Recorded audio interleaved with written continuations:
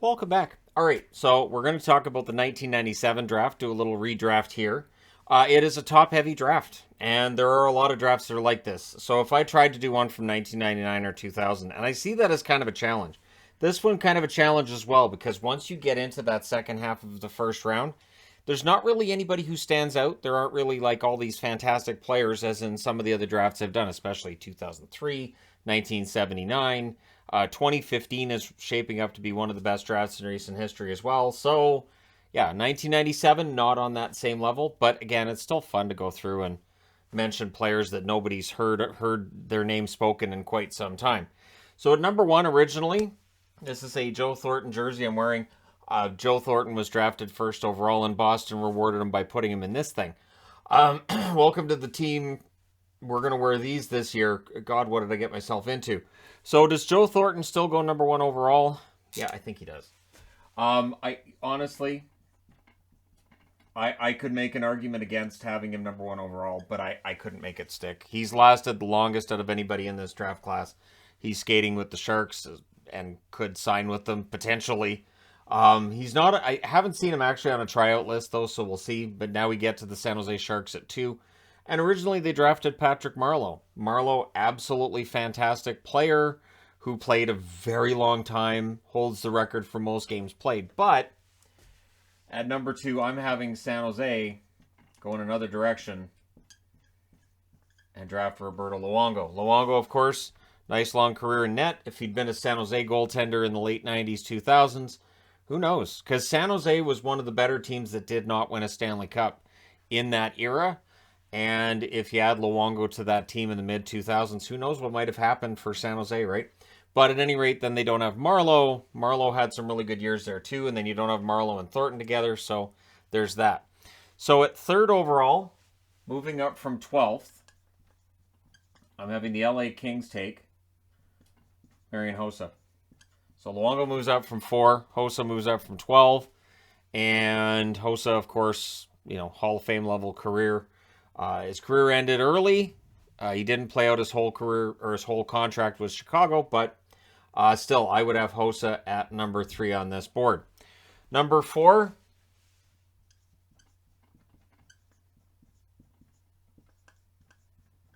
the New York Islanders draft Patrick Marleau, who was originally drafted 2nd.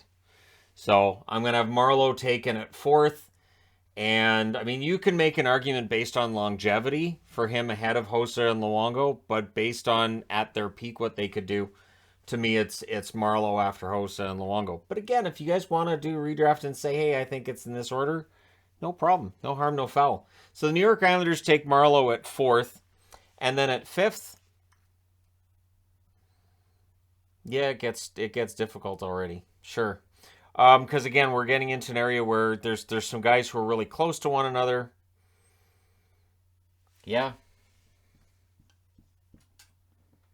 So he ends up being an Islander later anyways. And dropping from number 3 to number 5 is Olli Jokinen. Jokinen, good player, solid, and at his peak, he was very good. So Marleau and Jokinen for the Islanders, not bad. Pretty good duo right there, going at 4 and at 5. At 6, a player who I felt was underrated during his career, dropping from 5 to 6, Eric Brewer. Brewer, good, solid defenseman, played over 1,000 games in the NHL. Pretty sure he played over 1,000. And just, I always liked the player. I'm sure play fell off a bit towards the end of his career, but I always thought he was underrated. I always liked him. And yeah, so there's Brewer at number 6. Number 7, I don't think we have a goalie. Well, we've got a goalie, but no goalie that's going to go anywhere near this high on this board. Number 7, yep, moving up from 25, where he was originally taken by the Dallas Stars, to number 7, Brendan Morrow. Morrow, hardworking player, good at both ends of the ice, never took a shift off, and yeah, he was a fan favorite in Dallas. There was a good reason for that. Morrow here gets taken at 7 by the Tampa Bay Lightning. They originally drafted Paul Mara, who does end up still being in the first round, but I'm not going to have him ahead of Morrow because that would be, in my eyes, that would kind of be, well, wrong, right? Number 8, going to the Boston Bruins to play with Joe Thornton. Moving up from number 156. Defenseman Brian Campbell. So Campbell, defenseman, moves up quite a bit here. He played for a long time in the NHL. And yeah, I mean, he had one really big contract in there too, right? And so I'm taking Campbell at 8 rather than 156, where he was originally taken, I do believe, by the Buffalo Sabres at 9. Dropping from number 8, going to the Washington Capitals, Sergei Samsonov. Samsonov's career ended up being a lot shorter than I had expected. Because honestly, when he came into the league and the Bruins had Samsonov, I thought the kid had a lot of talent. There was a lot there. And then it just kind of, the consistency wasn't always there. Peter out, he'd have like a really good run with whatever team he was with at the time. It will make for an interesting career video when I get around to doing one on Samsonov.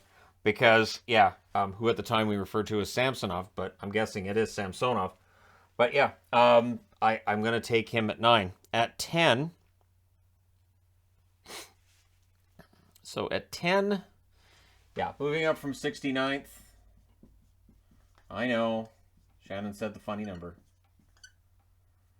Yeah, I've mixed that whole thing up there. Threw myself off by saying the number. That's what I did. I'll go with that. I was trying to shorten up Maxim Afinogenov. He's originally drafted 69th by Buffalo.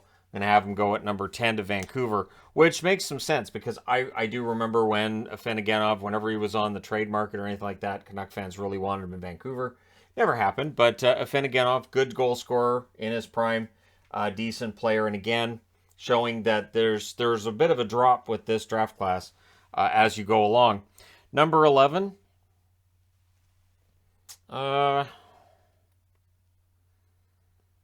moving up from 23rd. Going to Montreal, Scott Hannon. Defenseman, originally drafted 23rd overall by San Jose. I have him moving up to number 11, being taken by the Montreal Canadiens. And solid two-way defenseman at times, good defensive defenseman at others. And so, yeah, he goes number 11 overall to the Montreal Canadiens. At 12th, moving up from 13th, where he's originally taken by Chicago, Daniel Cleary. So Cleary, hard worker, not spectacular in any one area of the game, but a hard worker, appreciated the player, and that's basically where we're going to be at with a lot of the rest of this draft is good, hard-working players. Maybe had long careers, maybe didn't, but memorable in one way or another. At number 13... moving up from 121st overall,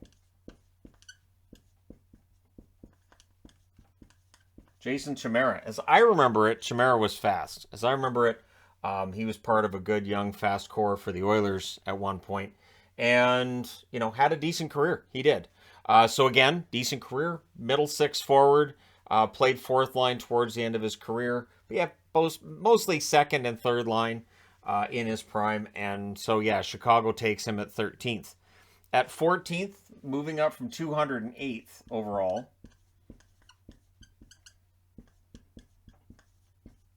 Andrew Ference, who did play for Edmonton. Do believe Andrew Ference played for Edmonton. I think that's where he was when he retired, right? But played in Boston. I liked Ference. He took a lot of flack, but I thought he was a good defenseman. I didn't hate on him as others may have at points in his career. But yeah, Ference, good defenseman, solid, played a lot of years, and that's where this whole draft comes. It's a lot of hard-working players. At 15th,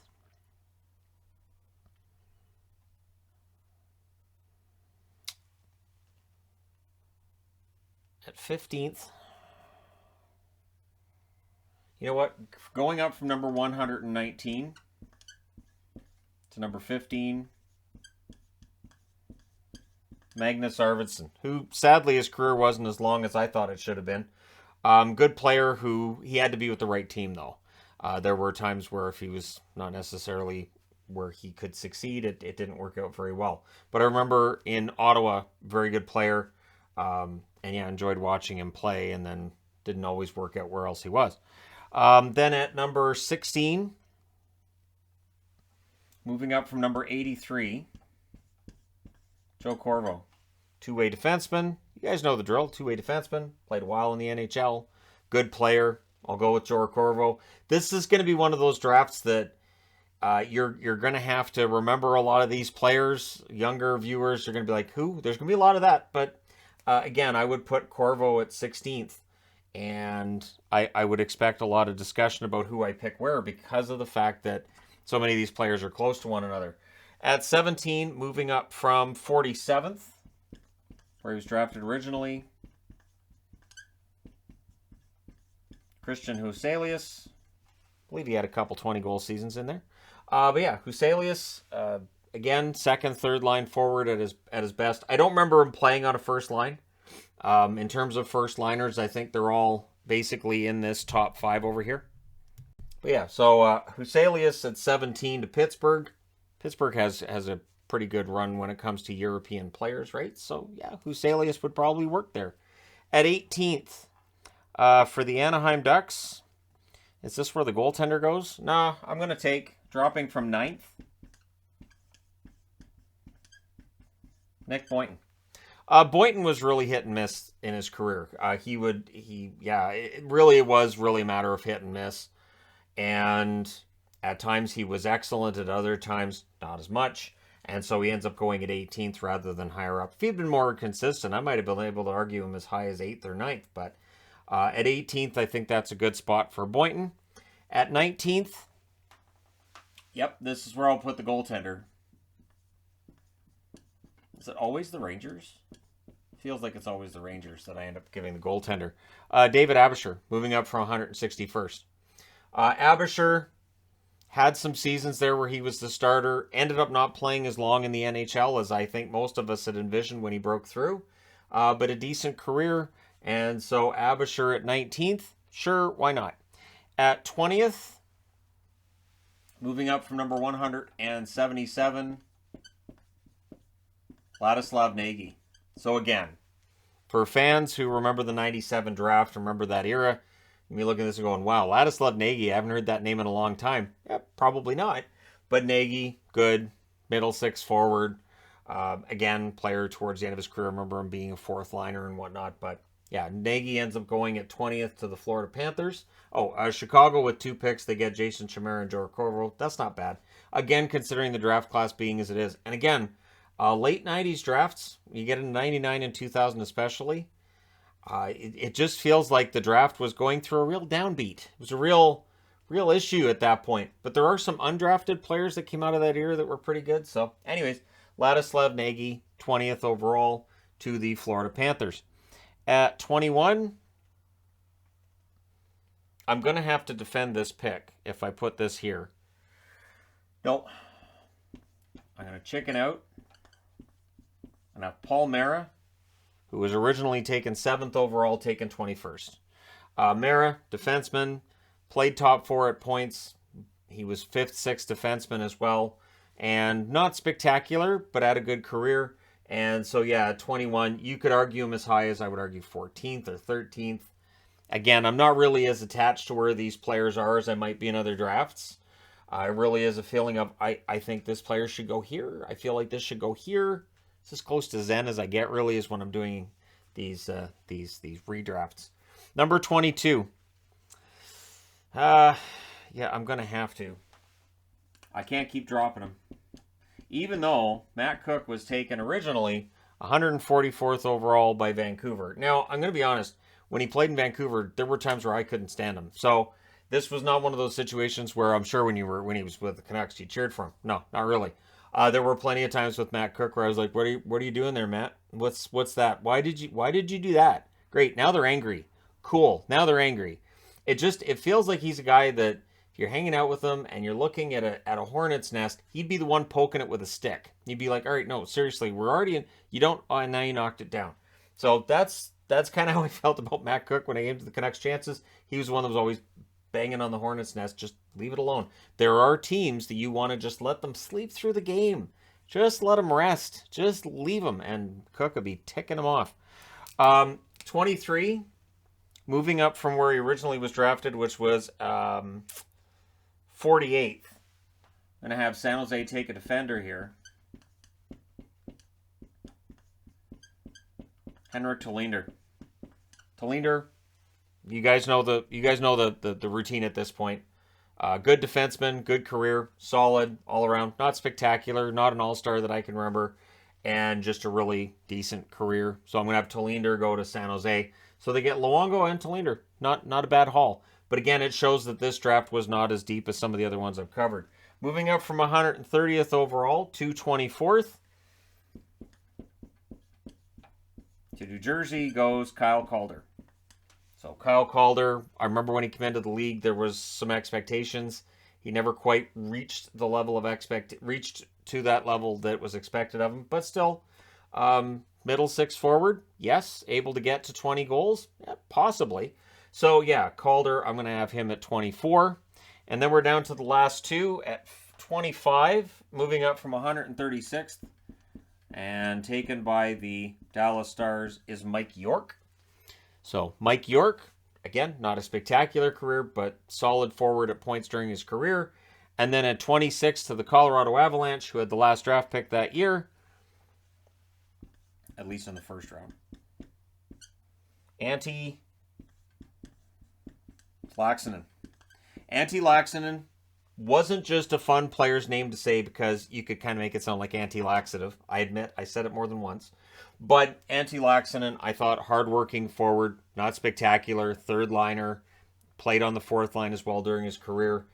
And again, this is not a draft that's overly spectacular. You've got some star power in that first column, and then it peters out a bit in the second and third, but it's still fun to look back on. So maybe I'll look at the 99 draft at some point and challenge myself to do the whole first round for 99, because that could be fun. But either way, from now until then, you guys know I'm here to report on all the hockey stuff when it takes place.